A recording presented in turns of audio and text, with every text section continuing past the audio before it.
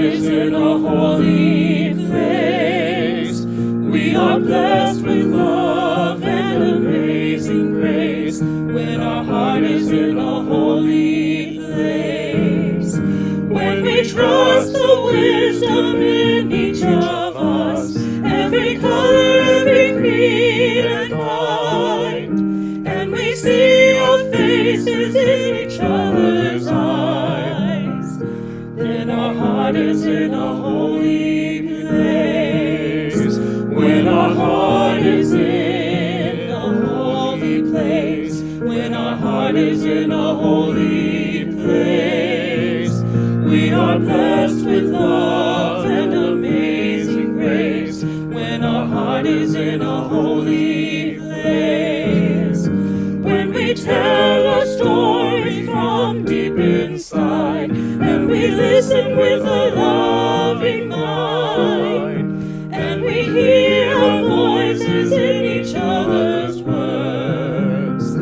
then our heart is in a holy place. When our heart is in a holy place, when our heart is in a holy place, we are blessed with love and amazing grace when our heart is in a holy place. When we share the silence of sacred space and the God of our heart stirs within, and we feel the power of each other's faith, then our heart is in a holy place. When our heart is in a holy place, when our heart is in a holy place, we are blessed with love and amazing grace when our heart is in a holy place. When our heart is in a holy place.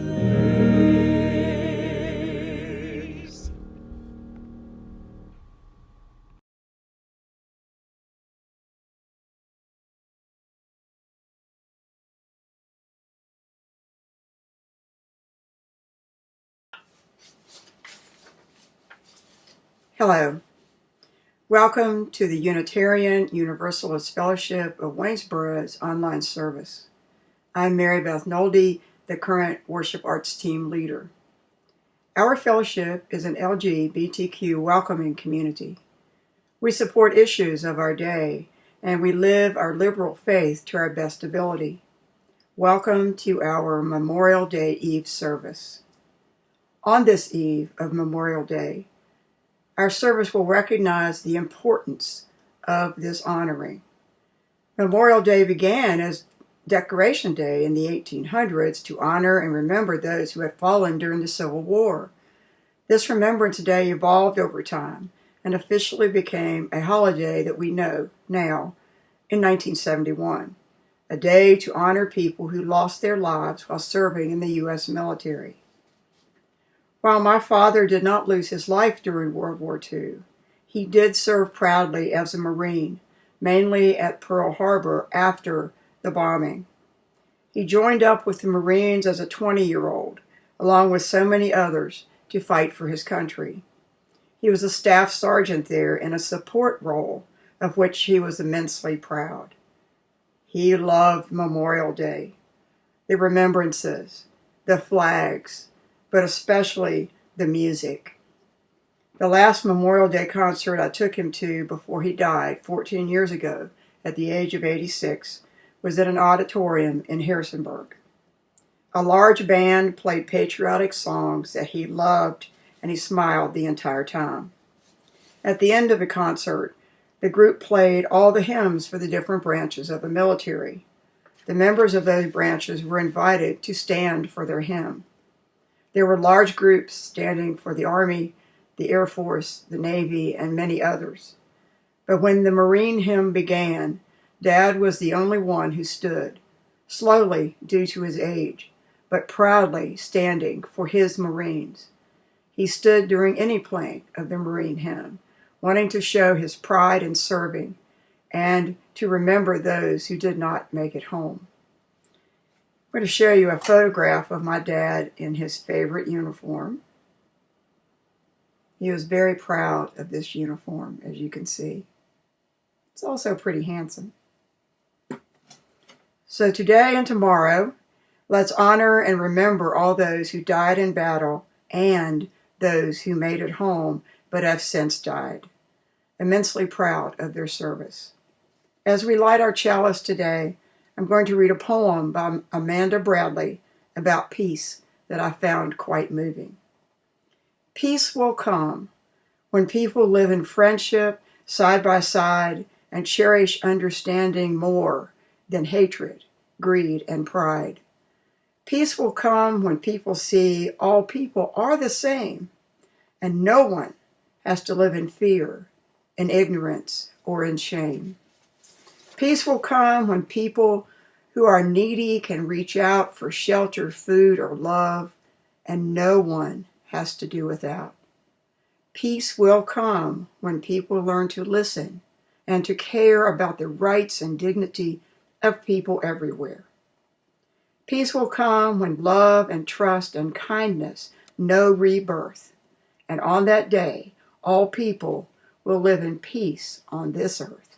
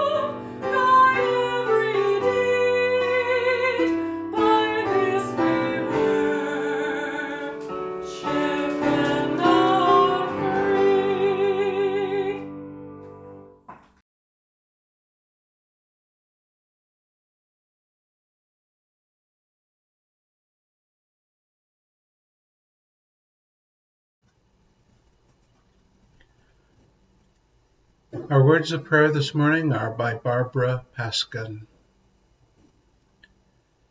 Spirit of life, whom we have called by many names in thanksgiving and in anguish, bless the poets and those who mourn. Send peace for the soldiers who did not make the wars, but whose lives were consumed by them.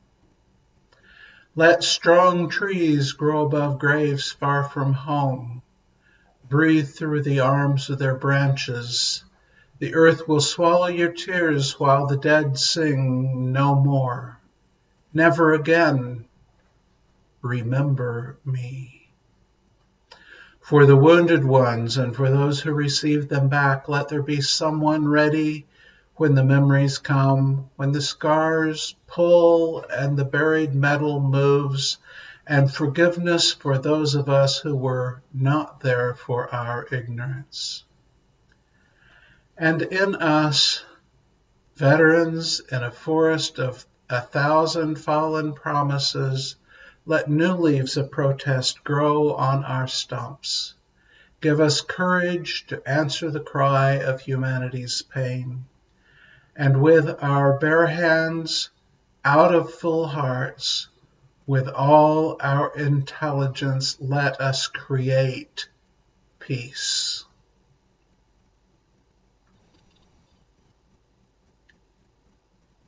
Let us together now hold in a time of quiet the unspoken joys and sorrows of this congregation.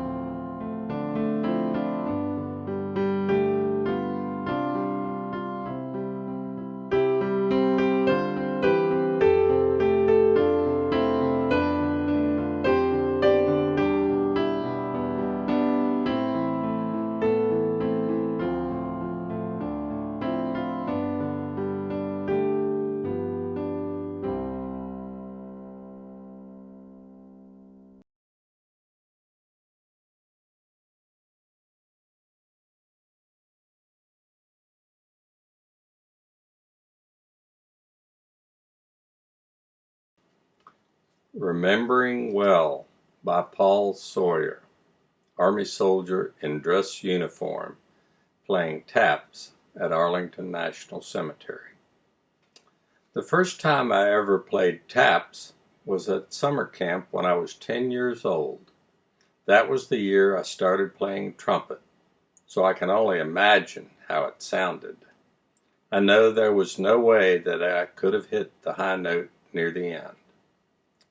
The first time I played taps in honor of those who died was in high school, when I was contacted by the local Legion commander.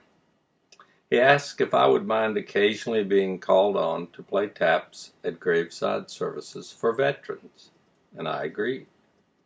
For the next couple of years, when there was a need, I would take my place with the Legion Honor Guard, wait for the 3 volleys of shots to ring out, and play the simple 24 notes of taps as clearly and as best I could.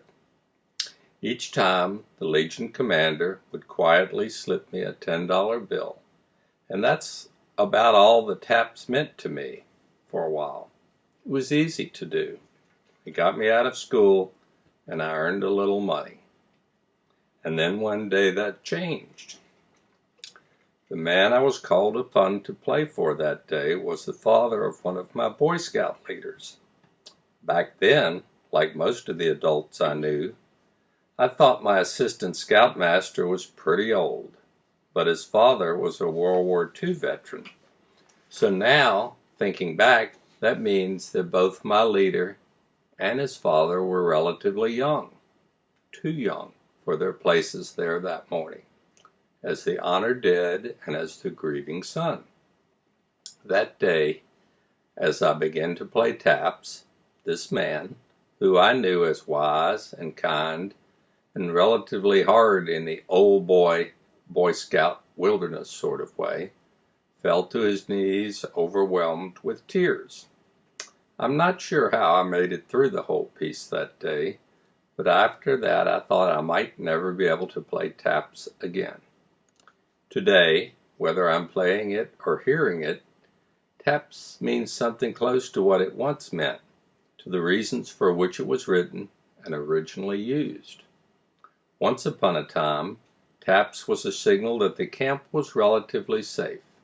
It meant that you were not under siege or under attack of any kind.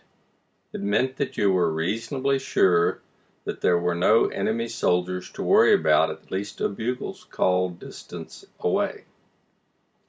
To a whole camp of soldiers, the notes of taps meant that, unless you were on duty, you could close your eyes and you could sleep in peace.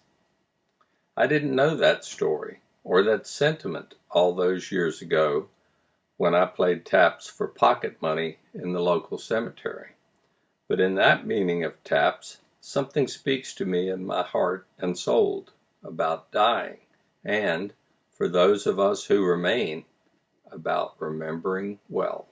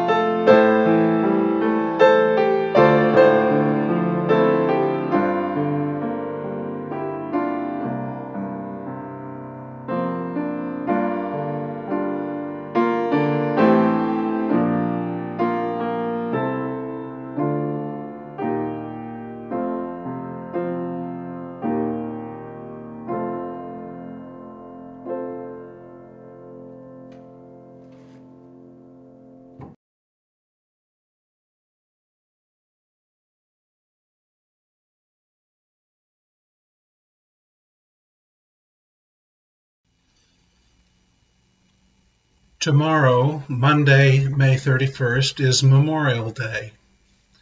And no, this isn't the holiday for thanking veterans for their service. That's Veterans Day, which falls in November.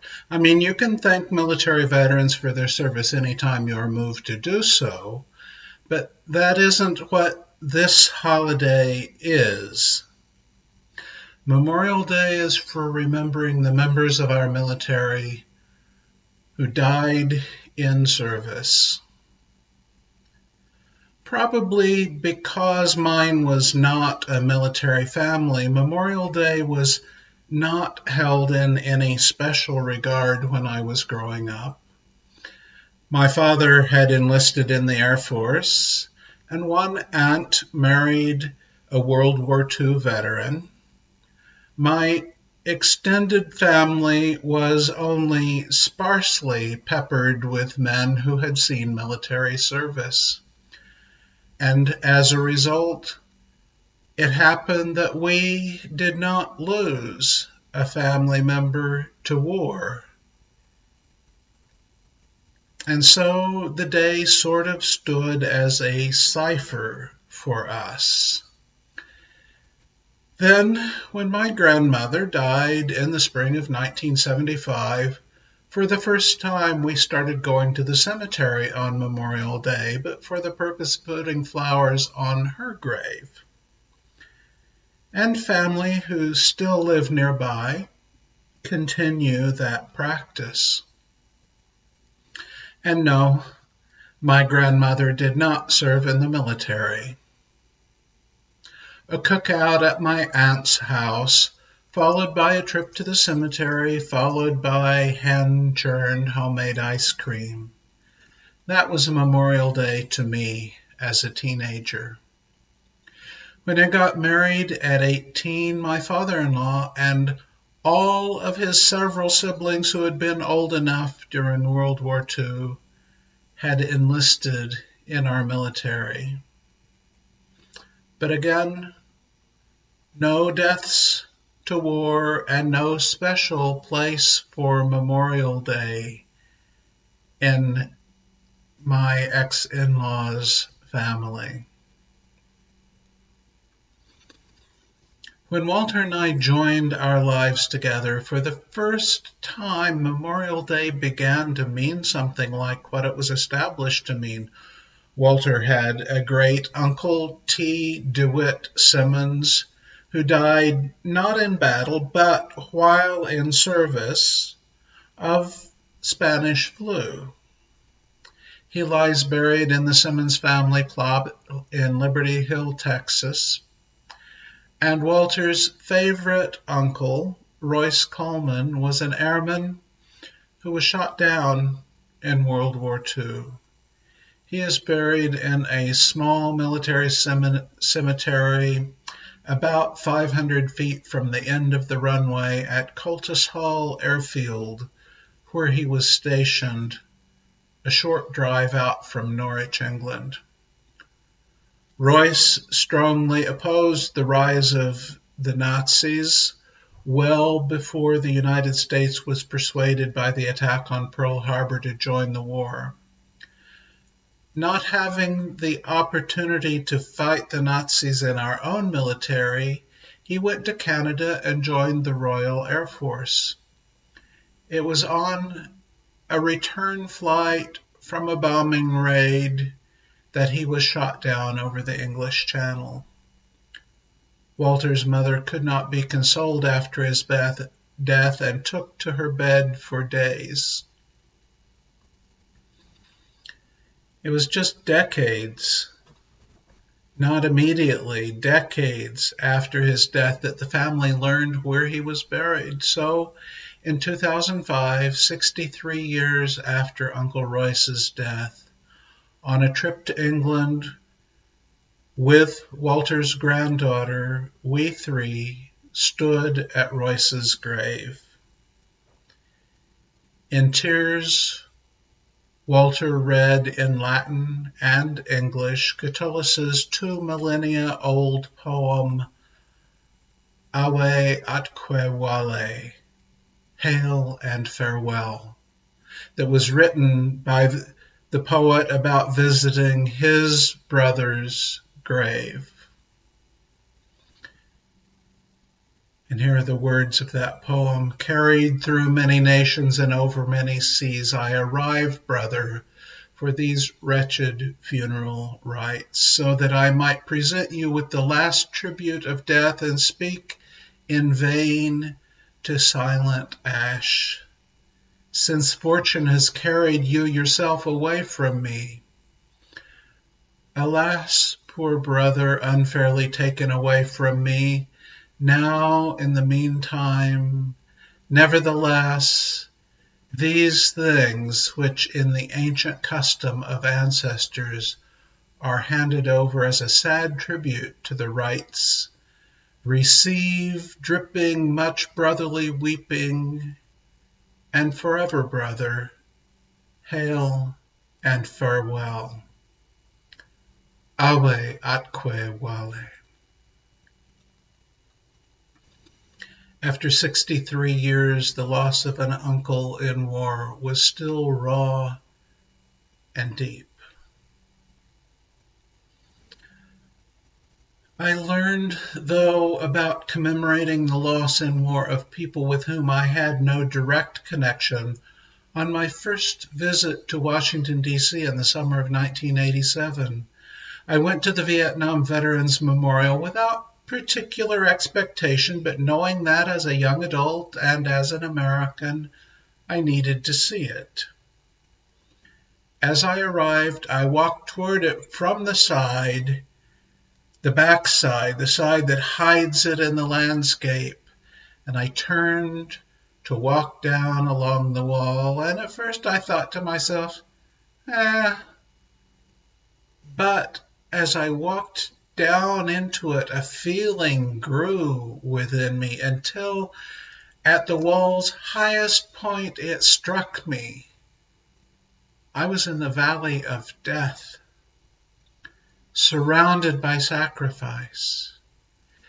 58,000 names of dead, missing in action, and prisoners of war.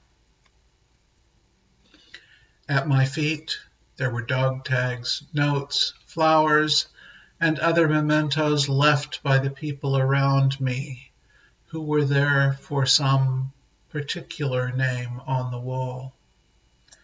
Some were doing a rubbing of the name they had come to see and be with. It was simultaneously intensely personal and something deeply communal. Those experiences were foundationally important for me. I mean, how can I honor the dead I have not known when I have so firmly opposed nearly all the military engagements of our country in my lifetime? I never thought our invasions of Afghanistan and Iraq were just or necessary.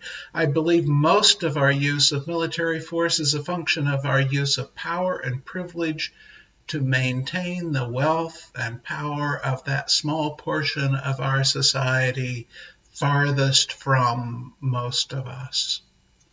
I do not in the slightest accept the story that our military actions are for the purpose of keeping us safe and free. What I have come to understand is that as long as we hold that we are a progressively more free than not society, our soldiers, sailors, Marines, and airmen, yes, still officially gendered in the 21st century, they are answering the call of our country and are our agents in the world, whether for good or ill. They are no more perfect people than the rest of us, but they do what the collective we calls on them to do. We frequently use the words of self-sacrifice when we speak of a soldier's death in battle, and there's some truth in it.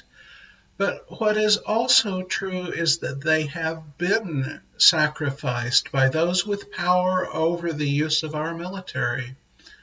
Politicians and diplomats who play global power games with the lives of troops actively sacrificed them.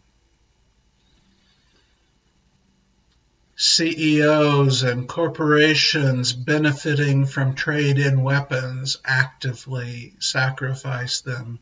Generals who fulfill the will of civilian political leaders play their role in sacrificing troops for temporary control over a hill or a road, and we all participate in the system that relies on the loss of the lives of troops to somehow satisfy our sensibilities.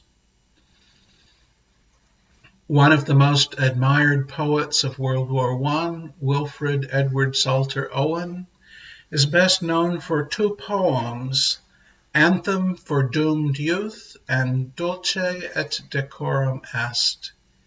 He died a soldier for England in France in 1918, just 10 days before the war ended. In Dulce et Decorum Est, he labels it a blatant lie that it is a good, sweet, and honorable thing to die in a war for your country.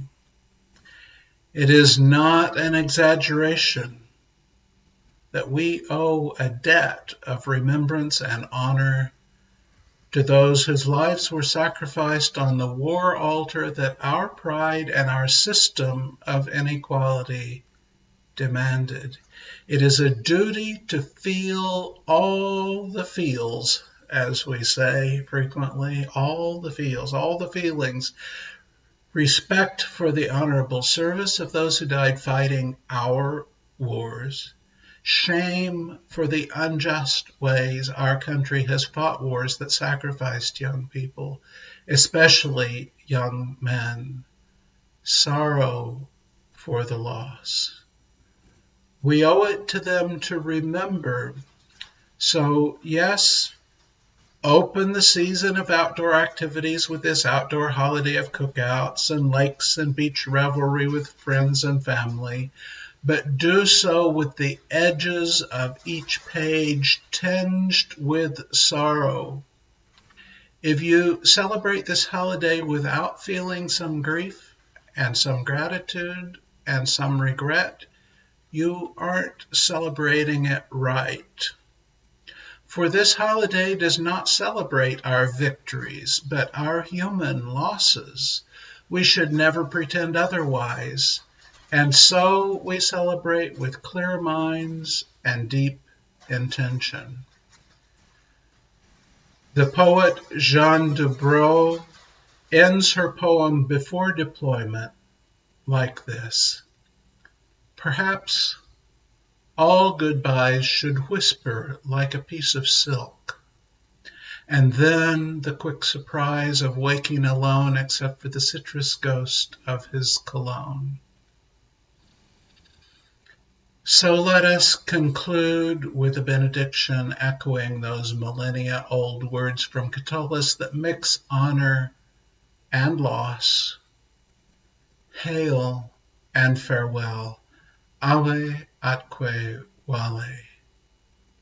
We honor, we mourn, and we celebrate those we have lost individually and as a nation. Amen, and blessed be.